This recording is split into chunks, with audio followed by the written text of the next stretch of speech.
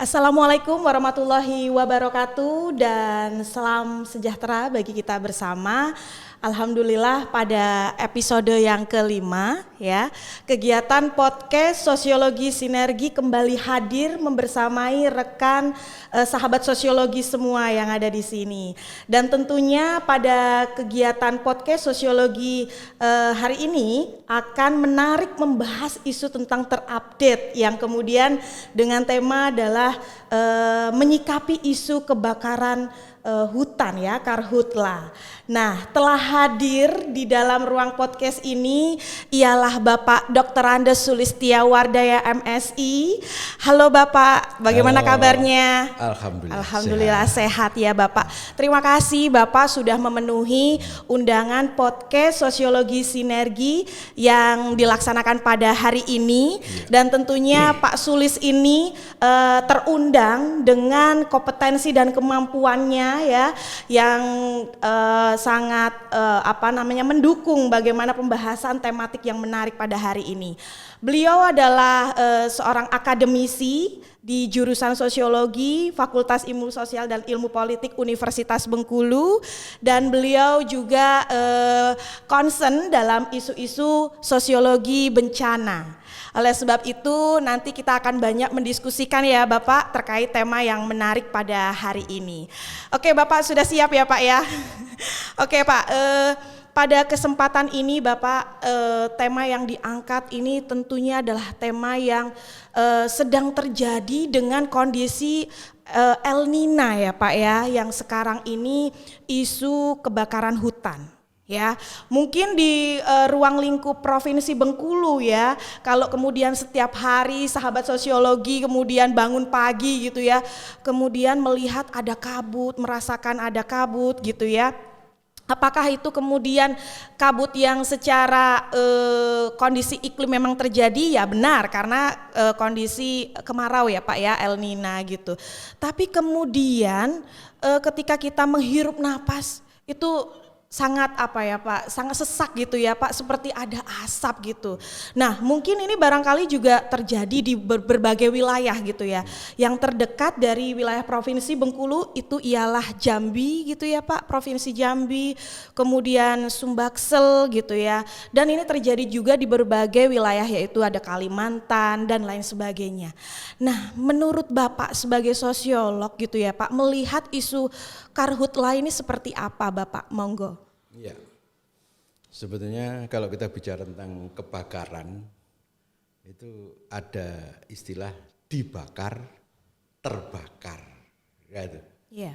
Yang menjadi menarik di dalam istilah terbakar itu sendiri nanti diistilahkan ketidaksengajaan atau proses alam. Kayak di Kalimantan itu namanya ada batu bara yang sudah terbakar, musim hujan dia tidak nampak api, pada saat kemarau dia muncul di permukaan membakar hutan. Gitu ya. Itu yang alam. Ada juga yang memang dibakar. Iya. Ya. Dibakar itu pertanyaan lagi, siapa yang membakar? Siapa yang membakar ya Pak ya? Kalau petani kita, baik itu petani padi, peladang, itu enggak masalah. Iya. Karena mereka memang sudah punya cara bagaimana dia membakar. Kenapa? Karena membakar juga untuk kepentingan dia. Zaman dulu belum ada pupuk. Iya. Yang untuk membakar ya secara alami tadi, gitu ya, dari proses padi tadi, pohon padi itu, di hutan juga di itu. Dan mereka tahu metode yang namanya membatasi api. Iya. Tapi yang menjadi masalah sekarang kan ada pembakaran ya hutan. Setelah dibakar nanti dilegal formalkan penghijauan. Tapi yang untuk menghijaukan adalah tanaman perkebunan. Yeah. Itu yang menjadi masalah. Itu yang. Terus kaitannya dengan Indonesia. Indonesia di mana dulu? Iya Pak. Ini karena gini, Indonesia itu dibelah menjadi dua, namanya garis khatulistiwa. Tidak ada angin yang bisa lewat garis khatulistiwa. Dari utara angin datang, nembus garis khatulistiwa, balik lagi ke utara. Itu yang namanya membersihkan udara. Maka Indonesia dibilang daerah paru-paru dunia. Sehingga yang kotor dari utara masuk ke Kalimantan, balik lagi. Hutannya hutan tropis. Dari selatan datang balik lagi, bersih. Nah, sekarang yang menjadi masalah bagaimana hubungannya Bengkulu dengan Aceh? Enggak ada. Karena Bengkulu di bagian mana, Aceh di bagian mana. Nah, gitu. Termasuk nanti kalau kita mau perang juga kayak gitu. Oh, anginnya ke Singapura, ya sudah. Nah, itu nanti itu kaitannya dengan, tapi yang berkait dengan persoalan kebakaran tadi, siapa dibakar atau terbakar. Iya. Dan ini menjadi persoalan yang cukup serius gitu ya Pak ya. Membakar pasti punya maksud dan tujuan gitu ya. Dengan apa yang kemudian dipertukarkan gitu ya Pak. Nah, sebenarnya ketika kita sudah mengulas tadi ya Pak berbagai sasaran strategis, Bengkulu nggak bisa disamakan dengan Aceh misalnya gitu ya Pak ya. Tapi kemudian sebagai suatu lingkungan yang kemudian ini memfasilitasi hajat hidup ya. Lingkungan ini kan untuk istilahnya kehidupan manusia gitu ya Pak. Nah, sebenarnya kita harus membutuhkan sebenarnya siapa yang harus hadir ini Pak. Siapa yang harus menangani isu-isu karhutla ini gitu ya Pak. Kalau kemudian dia menjelaskan bahwa kalau membuka lahan itu pasti punya tujuan gitu ya. Kalau membuka lahannya 1 hektar, 2 hektar dengan cara membakar mungkin tidak cukup dampaknya luar biasa gitu. Tapi ini secara data gitu ya Pak, ada terupdate hingga Sabtu lalu gitu yang saya lihat gitu ya Pak, sudah terdapat ribuan gitu lahan yang kemudian terbakar di Indonesia. Nah, ini sebenarnya kalau kita ngomongin siapa yang harus hadir ini Pak Sulis, monggo Bapak. Ya, oke. Ada hal yang menjadi menarik yang saya kaitkan dengan tadi, bahwa kebakaran hutan besar tadi itu nanti ujung-ujungnya kok ada yang izin membuat perkebunan. Ada surat izin. Dan keluar surat izin itu. Iya gitu ya. ya. Ini yang menjadi menarik. Kalau enggak hanya keluar surat penghijauan. Tapi yang dihijaukan tetap tanaman industri. Iya. Seperti apa Pak contohnya tanaman industri itu Pak? Ya ada karet, ada sawit. Iya, ada perkebunan ya. Nah, itu yang menjadi menarik gitu. Ini kasus yang terjadi di Sumatera Selatan yang berjuta hektar dulu itu. Sekarang sudah hijau. Dan lucu lagi, belum selesai api, masih di bagian tertentu masih api, sawit sudah ditanam. Silahkan buka di Google, kasus kebakaran. Itu semua kayak gitu. Oke, sekarang kaitannya dengan kebakaran.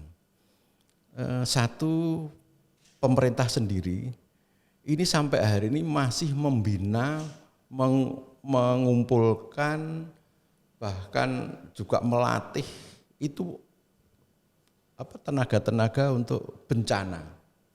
Relawan ya Pak ya, relawan ya Pak. Relawan kebencanaan. Okay. Bencana apa? Masih gempa, tsunami, gitu, banjir, gitu. Tapi masalah hutan itu masih menjadi menjadi pekerjaan pemerintah. Itu ada satu namanya Damkar, yang kedua adalah Manggala Agni. Gitu. Yeah. Tapi dari masyarakat sendiri belum ada yang namanya relawan kebakaran hutan. Relawan kebakaran rumah belum ada. Gitu. Yang terjadi ada rumah ya cuma damkar, orang lain suruh minggir. Gitu. Yeah. Nah ini perlu campur tangan pemerintah dalam kaitannya turun tangan untuk membuat relawan-relawan kebakaran hutan, kebakaran rumah, kebakaran apa saja, karena kebakaran itu banyak sekali ya. Ada yang masyarakat boleh bisa turun, ada yang tidak, misalnya di ada industri itu biasanya itu perlu penanganan sendiri. Kalau hutan kayak apa gitu, seperti contoh saya nangani kebakaran di Danau Dendam itu waktu itu dari Dendam kan ada air. Iya betul Pak. Nggak boleh kami pakai air. Harus pakai apa medianya Pak? Pakai karet lebar kira-kira 1 meter itu setengah sampai 1 meter, kasih gagang, diantemkan, mati. Loh Pak kenapa nggak pakai air? Saya bilang gitu kan. Kenapa pakai ini? Loh api itu kan hidup karena ada O2. Ya sudah kita habiskan O2-nya saja. Akhirnya digeprek, kalau orang Bengkulu digeprek. Sudah selesai. Gitu. Itu kearifan lokal yang orang mereka gitu. Kalau disemprot itu nanti airnya habis hidup lagi katanya gitu. Iya, yang tidak perlu tuntas gitu ya. O2-nya dibuang. Nah, dibuang. ini menjadi menarik. Jadi tadi yang pertama bahwa persoalan kebakaran hutan itu yang berkait dengan masalah bagaimana dibakar atau terbakar. Ya. Yang kedua masalah bagaimana relawan untuk kaitannya dengan menangani kebencanaan kehutanan. Ini pemerintah harus turun. Iya. Ya, dan ini serius sekali ya Pak ya, tidak bisa dipandang sebelah mata gitu. Ketika memang ini sudah menunjukkan peran ya, keterlibatan berbagai pihak gitu ya. Seharusnya sudah harus sinergi gitu ya. Seperti podcast kita harus sinergi gitu. Kita mengedepankan informasi-informasi yang secara terupdate gitu ya Pak. Nah, ketika kemudian ini peran serta ya Pak, bahwa tadi yang saya garis bawahi ya Pak Dias garis bawahi bahwa masih minim gitu ya Pak relawan-relawan yang menangani kasus tersebut gitu ya. Tidak minim, memang belum ada. Memang belum ada ya gitu ya Pak. Nah artinya kalau kemudian ini dalam ruang lingkup pembelajaran secara perguruan tinggi nih Pak. Nah kemudian apa yang memungkinkan ini ya Pak mahasiswa terlibat, karena mahasiswa ini sangat apa ya bisa dibilang agent of change ya Pak ya, untuk kemudian bisa memberikan kontribusi bersama masyarakat gitu. Nah kira-kira kemungkinan apa ini Pak yang mahasiswa bisa berpartisipasi sehingga dengan adanya harapan ini bergerak bersama gitu Pak. Monggo. Oke, kalau kita bicara tentang mahasiswa ini berkait dengan kebijakan universitas. Ya. Secara sosiologi bahwa perguruan tinggi ini memiliki potensi yang luar biasa. Kenapa? Pada saat terjadi bencana itu orang tua menyerah karena sudah fisik jelek, bayi tidak bisa berbuat apa-apa, orang tua paling nangis karena kehabisan harta bendanya. Yang bisa dimanfaatkan adalah remaja. Lah gudangnya remaja itu perguruan tinggi. Ya. Lah sekarang inisiatif dari perguruan tinggi itu bagaimana dia bisa membentuk relawan. Ini belum ada, baru 1 PMI yang masuk. Tapi di kebencanaan dulu pernah waktu banjir Bengkulu Tengah itu Visipol ambil inisiatif, akhirnya jadi posko, dan itu pun mewakili universitas. Nah sekarang ada enggak yang kaitannya dengan kegiatan mahasiswa yang kaitannya dengan kebencanaan? Belum ada.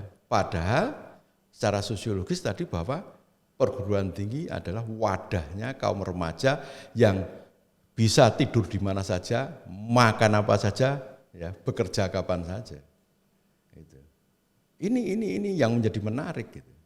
Sekarang pertanyaannya berapa mahasiswa UNIP? Berapa mahasiswa yang terlibat di dalam kaitannya kebencanaan? Gak ada. Baru PMI, KSR, PMI. Nah ini bagaimana universitas nanti membuat istilahnya dalam kita itu kegiatan mahasiswa itu apa? Kegiatan yang kaitannya dengan kebencanaan. Ya. Itu harus dibuat. Pengabdian gitu misalnya. Bukan dibuat, memang kayak pecinta alam. Oh ya, UKM gitu. UKM harus ada UKM kebencanaan. Menarik ini ya. Nah ini belum ada. Betul. Padahal kita potensi. Iya, betul. Mau apa sekarang? Mau tanya apa? Gitu. Di sini ada masalah penyangga pangan. Kita punya fakultas pertanian. Kita punya KS, kita punya ekonomi. Ya kalau ilmu itu dikumpulkan, selesai masalah kebencanaan. Nah ini, maka tadi kepada pemerintah bagaimana bisa mengembangkan relawan kebencanaan, kebakaran hutan. Di Universitas Bengkulu juga kalau bisa bikin UKM kebencanaan. Nah itu 2. Iya, jadi ini kerja solid gitu ya Pak. Nah tadi dari pemerintah, ini juga dari perguruan tinggi atau akademisi gitu ya.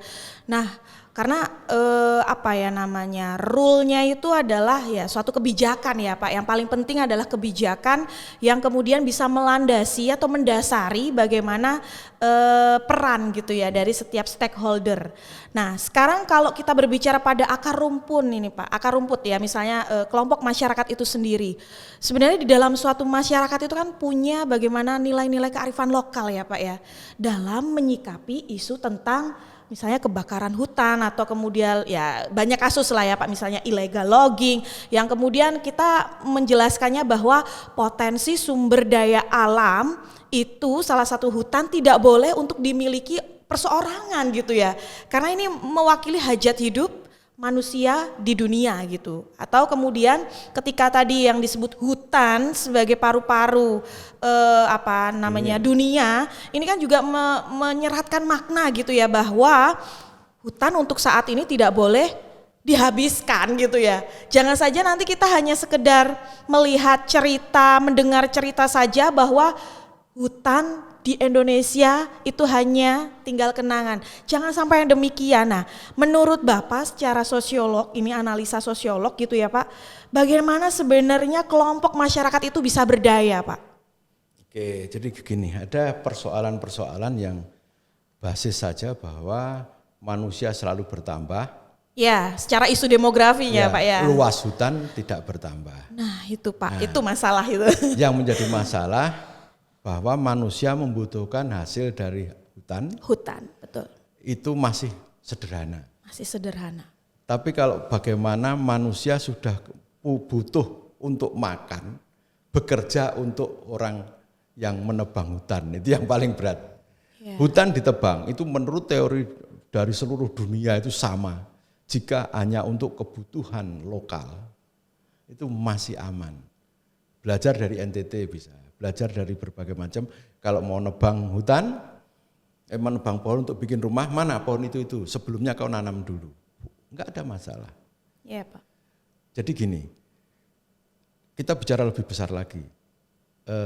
Ilmu yang didatangkan dari luar dan ilmu lokal itu ada perbedaannya. Ilmu yang ada lokal ini, kultur lokal, itu ada namanya roso, pakai roso. Roso itu rasa gitu ya Pak ya, pakai value, nilai gitu. Selain ilmiah itu dia pakai roso. Rasa. Ilmu barat itu enggak punya roso. Sense of belonging gitu ya Pak? Enggak punya. Bisa dikatakan begitu. Saya pengen butuh sawit, saya tebang hutan sekian juta hektar untuk kebutuhan sawit. Roso, lupa bahwa di dalam hutan itu ada jasad renik, ada berbagai macam. Ya, seperti misalnya nggak usah hutan lah. Ibu Dias itu nyawanya berapa yang ada di Ibu Dias? Yang saya pahami saya punya satu ruh Pak. Bukan roh, nyawa. Itu jutaan Bu. Oh gitu ya Pak. Jadi membunuh Bu Dias sama membunuh berapa nyawa. Dalam satu rambut itu ada dikelilingi berapa macam yang punya nyawa. Tai gigi itu punya nyawa. Ada di situ bakteri, kalau kita lihat dengan mikroskop, ya. Ada kehidupan. Kehidupannya. Sampai ke isi perut kita itu ada cacing. Jadi ibu itu kalau dibunuh sama dengan membunuh sekian juta nyawa. Bagaimana dengan hutan? Ya, betul. Nah, ilmu luar itu nggak punya rasa tadi. Jadi pokoknya butuh sekian hektar, ini tebang, tanam ini, yang lain terserah. Kalau kita masih nebang, di Kalimantan itu punya 10 kebun. Sekarang ini ditebang, ya, dibakar untuk pupuk hidup. Besok pindah sini lagi. Kembali yang ke-10 sudah jadi hutan lagi. Itu. Pakai rasa bahasa Jawanya. Pakai rasa ya Pak. Ada satu sense of belonging yang harusnya dimiliki gitu ya Pak dalam suatu bertindak, bersikap gitu ya Pak. Karena ya hutan tadi kalau yang saya garis bawahi dari Pak Sulis tadi, bahwa hutan itu merupakan satu suatu kehidupan yang simbiosis mutualisme ya Pak ya. Kita menggunakan, seharusnya kita memperbaharui lagi gitu ya Pak ya. Seperti cara-cara kehidupan manusia purba ya Pak ya. Misalnya dia melakukan nomaden gitu ya. Nomaden itu tidak ditinggalkan begitu saja, sebenarnya mereka menanam kembali dan lain sebagainya. Nah, Sebenarnya dengan kaitannya bahwa ya ini kan berbicara pada sistem apa ya Pak, kalau mungkin lebih besarnya sistem kapitalis gitu ya Pak, sistem keuntungan gitu ya Pak, yang kemudian hanya ingin dimiliki sekelompok orang saja gitu. Nah kalau Bapak melihat suatu case yang ada di Indonesia ini, seberapa banyaknya gitu ya Pak kapitalisme yang berkembang gitu Pak, sehingga ini membutuhkan ya ketegasan gitu Pak, salah satunya dalam social policy misalnya begitu. Monggo Pak. Kaum kapitalis itu sampai sekarang sudah tinggal 30%. Ya. Kapitalis itu membiayai, ya. Kemudian dia yang tanpa rasa tadi. Ya. Pokoknya aku butuh minyak sekian, tebang-tebang. Lah, ini sekarang bergeser yang lebih parah lagi Bu. Ya, gimana Bukan Pak? Kapitalis. Nah ini. Ada namanya emaknya kapitalis. Ada emaknya ya, ada struktur keluarga gitu ya. Bukan, ini lebih parah lagi dari. Lebih parah lagi gimana ini Pak? Dari kapitalis. Iya betul. Itu yang sekarang bergerak. Iya. Ya, itu kita sudah tidak dikuasai, kita itu seluruh hajat hidup kita, seluruh fisik kita, seluruh harta kita dikuasai sekarang. Ini yang paling mengerikan lagi. Yang paling menguasai siapa? Orang yang menguasai teknologi dan informasi. Ini besok semua di Indonesia akan menjadi buruh orang-orang luar. Aduh merinding saya nih Pak ngomongin buruh nih. Karena apa ya? Ya itulah peluang pekerjaan ya Pak ya. Kaum kapitalis ya itu bisa merubah apa Bu? Pemilik tanah menjadi buruh di negeri sendiri. Tanahnya dijual sama perusahaan, mereka kerja di perusahaan. Dan lupa bahwa perusahaan itu juga ternyata merusak hutan gitu. Nah ini Pak. Yang berikutnya sekarang ini itu sudah berubah lagi Bu. Kita itu tenaga kita, harta kita semua disedot. Contohnya sederhana. Ibu jadi ojek ojek berbagai merek ya. Iya. Motor ibu, surat izin ibu, kerusakan ibu, bensin ibu, tenaga ibu. Tapi ibu harus bayar ke online. Ya, store pajak. Gitu. Ini besok semua seperti itu. Ya. Termasuk hasil perkebunan itu besok tidak ada lagi orang membiayai perkebunan. Prancis butuh minyak sawit 1.000 ton. Halo Bu Dias, bisa enggak saya nyarikan saya? Oke, langsung Bu Dias nyarikan di Indonesia, kirim ke Prancis. Ibu yang halo tadi dapat duit. Besok arahnya adalah siapa yang menguasai teknologi dan informasi, dia yang menguasai dunia. Waduh, ini memang benar-benar dunia dalam genggamanmu ya Pak, benar seperti judul lagu itu ya Pak ya. Nah artinya tidak bisa sesederhana yang dibayangkan ya Pak, bahwa isu dari kebakaran hutan, isu bagaimana cara menanganinya, isu siapa yang terlibat, ini sebenarnya sangat konkret ya Pak kalau kita mengulas gitu ya. Maka harapannya dari podcast Sosiologi Sinergi ini pun juga bisa memberikan satu bentuk masukan ya Pak ya kepada pihak-pihak yang strategis tentunya gitu. Nah ini kan kalau kemudian pandangan sosiolog menjelaskan bahwa di satu sisi ya bahwa ya satu hal kebijakan kadang juga tidak bisa menjadikan semua persoalan tuh selesai gitu, tapi kemudian bagaimana implementasinya ya Pak ya, semakin ke bawah itu seperti apa gitu proses evaluasinya. Nah ternyata kalau dari sisi penguasaan teknologi itu juga menjadi penting gitu ya Pak ya. Karena berbagai persoalan ketika kemudian bagaimana pihak-pihak ya, kalau sebut saja negara-negara Indonesia ini ya sebut saja negara maju, negara berkembang ya Pak ya. Nah tentu akan bisa dikuasai beberapa negara-negara maju kalau kita tidak secure gitu ya Pak ya dalam segala persoalan yang ada gitu. Oke, kita sudah beranjak. Kapitalis datang membawa modal menghancurkan hutan. Itu Pak yang besok miris ya Pak. Besok mereka tidak hadir hanya informasi dan komunikasi. Semua bisa dibayar lewat bank. Semuanya bisa dibayar melalui HP. Semua bisa dikomunikasikan melalui HP. Ini kedepannya. Kedepannya kita ini akan menjadi orang-orang yang bekerja untuk orang-orang yang punya kemampuan ahli komunikasi dan informasi. Maka kalau kita bicara tentang persoalan apapun, seorang sosiolog itu punya namanya kontribusi di dalam kaitannya dengan manajemen resiko, kaitannya dengan konsekuensi-konsekuensi. Ini yang tidak pernah muncul di dalam kaitannya dengan kegiatan apapun. Ini yang harus dirumuskan. Sosiologi harus hadir di situ. Yeah. Ya, konsekuensi, manajemen resiko, ini harus penting. Gitu. Kenapa kalau tidak? Kalau tidak ya sudah tadi tanpa rasa tadi. Gitu. Yeah. Iya. Pokoknya butuh sekian ribu hektar hutan dibabat, dia lupa bahwa di dalam hutan adalah satu banyak kehidupan ya Pak ya. Sistem kehidupan yang saling bergantung. Saling bergantung. Ya. Betul. Seperti tadi, baru ibu dia saja sudah berapa juta nyawa itu. Ya. Satu tetes keringat ibu itu kalau dilihat pakai mikroskop ada kehidupan. Apalagi di hutan. Ibu kalau coba nggak percaya di rumah, nanam pisang. Besok tahu-tahu ada cacing di bawahnya. Iya. Dia itu satu pohon itu akan membentuk sistem sendiri. Iya betul. Gitu. Apalagi hutan. Itu nggak bisa, hutan itu diputus satu itu susah. Monyet beol itu pun jadi pupuk. Gitu ya. Yeah. Tai binatang pun pupuk. Yeah. Gitu loh. Daun itu pun pupuk. Sama.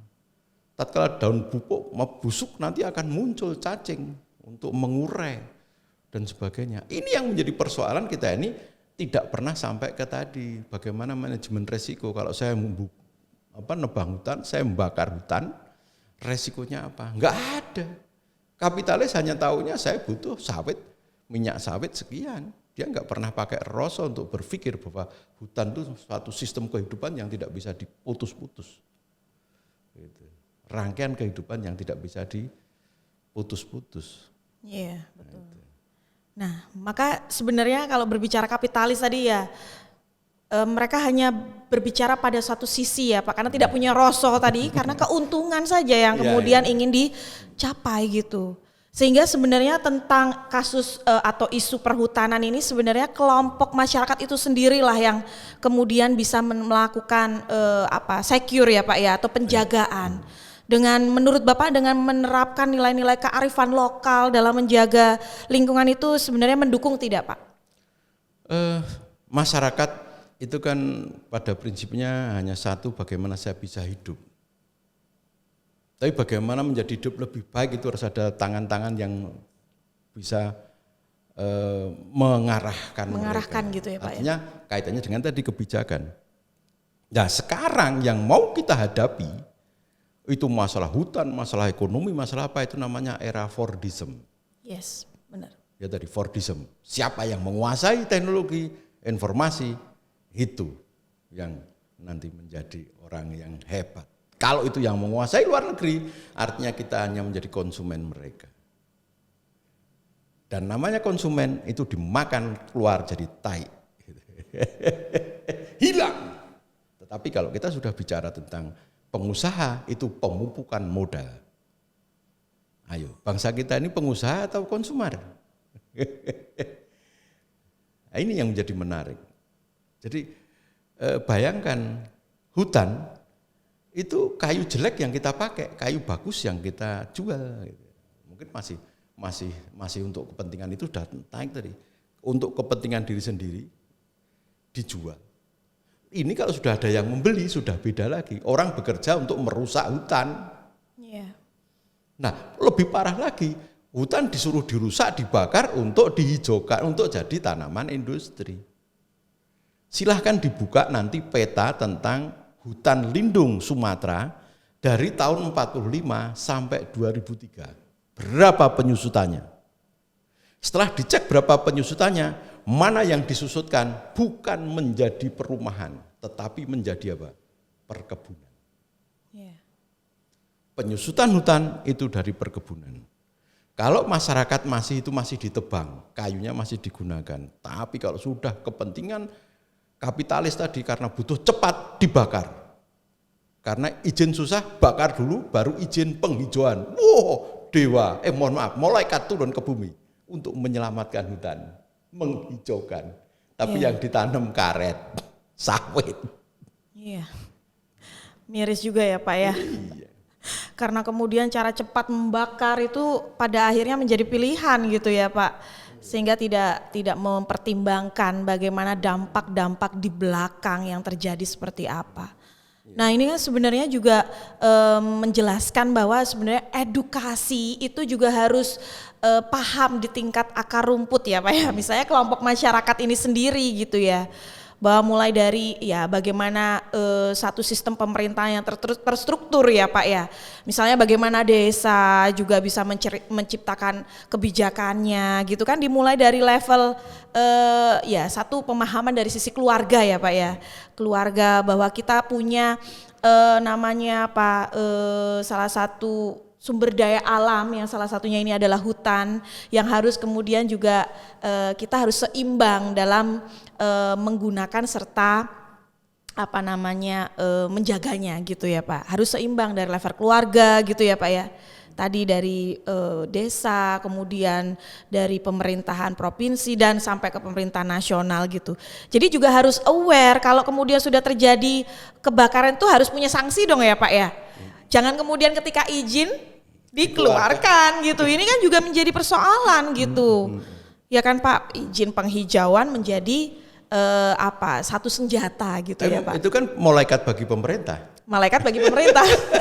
Namanya menghijaukan. Iya, tapi tidak malaikat bagi masyarakat atau disebut sebagai pengguna ya di sekitarnya gitu. Makanya saya itu menjadi senang sekali dipercaya sebagai pembina pecinta alam Visipol Palasostik. Saya senang sekali. Kenapa? Karena anak-anak pecinta alam itu adalah anak-anak pilihan Tuhan untuk menjaga, merawat dan melestarikan alam. Maka saya bangga, ikhlas lita'ilah saya jadi pembina pecinta alam sepanjang masa di Unip ini. Iya. Iya. Kontribusi ya Pak ya, salah satu kontribusinya. Saya senang sekali gitu.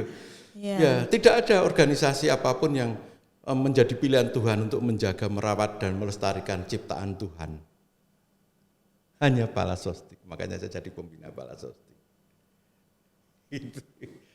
Saya syukuri anak-anak memilih saya menjadi pembina sepanjang masa. Iya, dan ini menjadi satu bentuk wujud nyata ya Pak yang seharusnya memang keterlibatan berbagai pihak ya, salah satunya mahasiswa juga kemudian punya ketertarikan gitu ya Pak untuk bisa menanggapi isu-isu tentang kebencanaan gitu. Karena mahasiswa sebagai agen agen of change gitu ya Pak dalam ruang lingkup kegiatan masyarakat. Nah tadi sangat tuntas ya Pak sudah diulas tentang bagaimana peran gitu, kemudian bagaimana strategi yang harus dilakukan gitu. Nah kalau tadi saya yang menarik gitu ya Pak, kalau di dalam suatu relawan yang telah terbentuk itu ada Damkar dan Mandala Agni, ya kan Pak.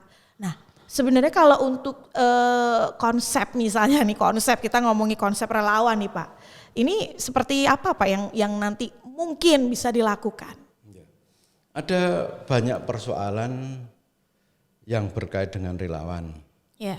Relawan itu kalau untuk kebakaran hutan itu memang banyak sekali persoalan yang harus diselesaikan. Tapi kalau masih kebakaran biasa masihlah. Kenapa? Gitu, harus membutuhkan skill, itu harus dilatih. Membutuhkan alat. Yeah. Dan sebagainya. Mohon maaf, yang namanya hutan itu bisa berapa puluh kilo dari pusat masyarakat. Dari pemukiman dari ya Pak? Pemukiman. Yeah. Itu naik turun gunung dan sebagainya.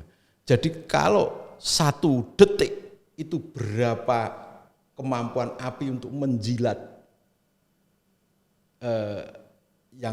media yang bisa dibakar di sebelahnya. Kalau kebakaran hutan kita itu harus berjalan berapa puluh kilo. Iya. Physically ya Pak, ini physically juga harus siap. Itu juga menjadi masalah. Iya. Jadi peralatan, teknologi dan sebagainya itu menjadi penting gitu. Nah ini juga berat sekali kalau kita mau membuat pelatihan untuk relawan kebakaran. Hutan itu sangat, peralatan disiapkan nggak main-main. Helikopter pun mesti banyak dia punya, kita satu pun belum punya.